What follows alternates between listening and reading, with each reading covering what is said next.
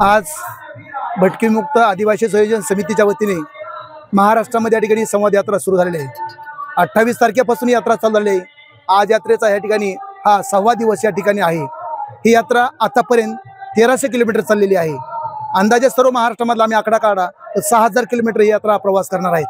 महाराष्ट्रामध्ये भटकीमुक्त समाजाला या ठिकाणी 74 वर्षांनंतर कुठल्याही पद्धतीच्या सोयी सुविधा मिळाल्या नाहीत।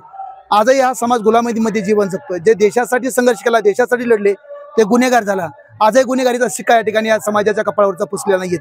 म्हणून महाराष्ट्रामध्ये या ठिकाणी 74 वर्षानंतर आमच्या काय वाटेल आलं याचा हिशोब विचारण्यासाठी पूर्ण महाराष्ट्रामध्ये संवाद यात्रा आयोजित केलेली आहे। संवाद यात्रेचे मुख्य जे उद्दिष्ट आहेत ते भटकीमुक्त समाजातल्या 42 जातींना स्वतंत्र मंत्रालय पाहिजे, त्यांच्यासाठी स्वतः बजेट पाहिजे, त्यांच्या संरक्षणासाठी कायदा पाहिजे। त्याचबरोबर भटकीमुक्त समाजाला त्या ठिकाणी मुख्य प्रवाहामध्ये येण्यासाठी जे काही कल्याणकारी योजना आहे त्या कल्याणकारी योजना या ठिकाणी उभा केल्या पाहिजे।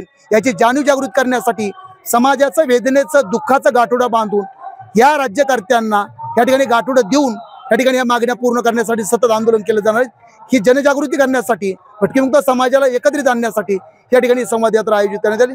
महाराष्ट्रातली पहिल्यांदा सगळ्यात मोठी भटकीमुक्तांच्या हक्कासाठी आणि अधिकारासाठी निघलेली ही संवाद यात्रा आहे। या ठिकाणी अनेक समाजाचे लोक सहभागी झाले आहेत। प्रत्येक कलेक्टर ऑफिस असन या ठिकाणच्या सामाजिक संस्था संघटनांनी एकत्र मिळून संयोजन समितीच्या वतीने वेगवेगळ्या जाती धर्माचे कार्यकर्ते या ठिकाणी सहभागी आहेत। ही यात्रा आज नगरमध्ये आहेत। पश्चिम महाराष्ट्र संपला तर उत्तर महाराष्ट्राला सुरुवात झालेली आहे। इथून यात्रा या ठिकाणी नाशिक जिल्ह्यामध्ये जाणार आहे। धन्यवाद।